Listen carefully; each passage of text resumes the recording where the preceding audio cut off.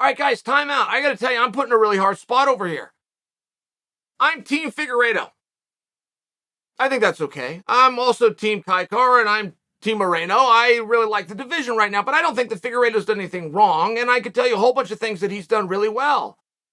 I remember the talk of we're going to cut 125 pounds. We're going to sell 125 pounds to ONE FC and be done with the whole thing, and absolutely nobody denied it. ONE FC didn't admit that it was true, but the UFC didn't admit that it wasn't true. Along comes this guy named Henry Cejudo.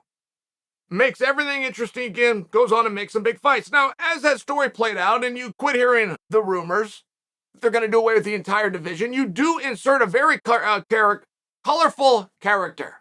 Figueiredo does some stuff really well. Ton of fun to watch fight. Turns out he's awesome at fight. And then he's got the hair thing going. Whatever it is, it worked. It worked, and we've got some interest here. Can we give him that? Okay. Somewhere along the way, just recently, he suffers an injury. We are told that it's to a finger. Now, before you dismiss a finger, this is the world's toughest guy, and he proved he's the world's toughest guy. Like, that's got to be pretty bad, right? Please don't just go, oh, it's a finger. Whatever it is with the finger, it's got to be pretty bad. Says I can fight. No problem, I can fight. But I need a little bit of time. I'm going to be ready to go by December of 2022. Okay. No problem. Nobody's done anything wrong. The UFC says we have a venue booked and we are going to contest the top 125 pounders on an earlier date.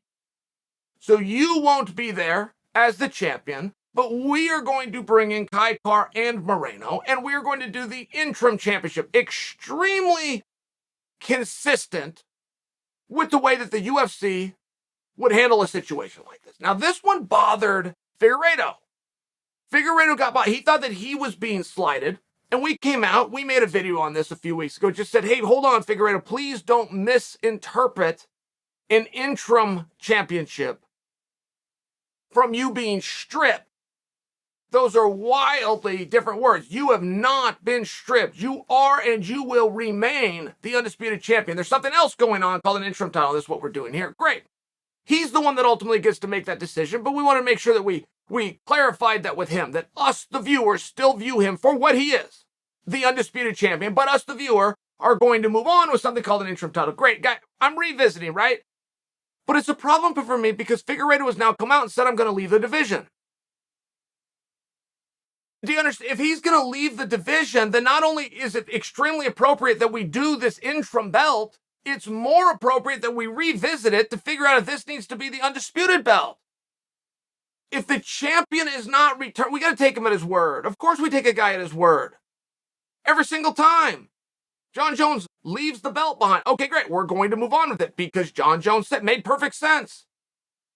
And as time went on, it was the perfect answer. Henry Cejudo would be a fine example. I'm not going to defend this belt. Okay, great. We are going to take it back. We are going to get on with it. We took you at your word. And we've been screwed the other way. We've had guys who knew full well they were not going to come back, but they kept that, oh no, I'm good. Oh no, I'll be back really soon. I'm not feeling great today, but on the next one, I'm sure that's going to be the one. And they stalled it out. It keeps certain incentives within their sponsors. There's reasons that guys want to hold on to that belt, and we have been played, but we continue to be played, and we will continue to let guys play us because we will take them at their word. So I'm in a tough spot over here. I want to kind of throw an arm around Figueiredo. Just let him know, hey, the community respects you. You are not being stripped. Everything is great. But then when he comes on the back of it and says, I'm not returning to the division, how do I say you're the rightful undisputed champion? How do I do that? I have to take you at your word. As a matter of fact, not only did he say he wasn't returning to the division, he said he would only return to the division if he was paid more money. Now, the UFC knows the answer to that right now. They know right now, today, are we going to pay him more money? So if they know that the answer to that is no, we got to take the belt out of him. We got to get on with it right now. And the other side of the coin is he stated that he was going to leave the division. He is of 95% certainty that he's not returning. So now we do have to relook at it and go, okay, we weren't stripping you, but now it sounds like we need to strip you. Got to take you at your word. And it's always a tricky spot. You'll always hear from a guy what a big draw he is. You'll always hear that. And it's really hard, right? Like you don't want to tell him the reality because you could be hurting somebody's feelings. Could be making somebody feel really bad. You don't ever want to do that. you'll ask them to kind of open their eyes. Hey, when's the last time you main evented? And get them to answer the question. And they go, oh, okay. And when you main evented, was that a pay-per-view? And they'll tell you no. And you kind of try to get them to see what your point is. And say, hey, when's the last time you fought for a world title? That must be a big fight, huh? And they'll say, yeah, matter of fact, my last fight I fought for a world title. Oh, wow. And was that a main event? And you, no, it wasn't the main event. So you start to hope that they can see that their ability to draw, like, right? I mean, you hope to see they can connect some of these dots, but they generally can't.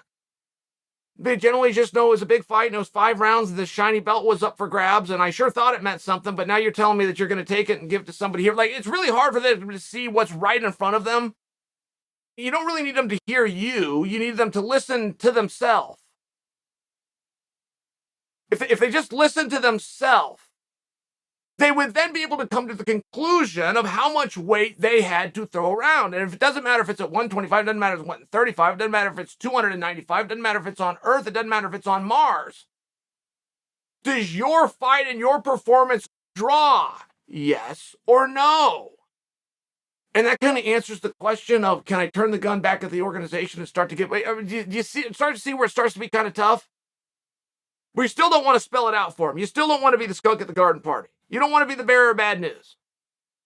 But if you could just get them to listen to what they were saying, it would seem as though that they have all the facts and they have all the clues. They're just refusing to say the answer.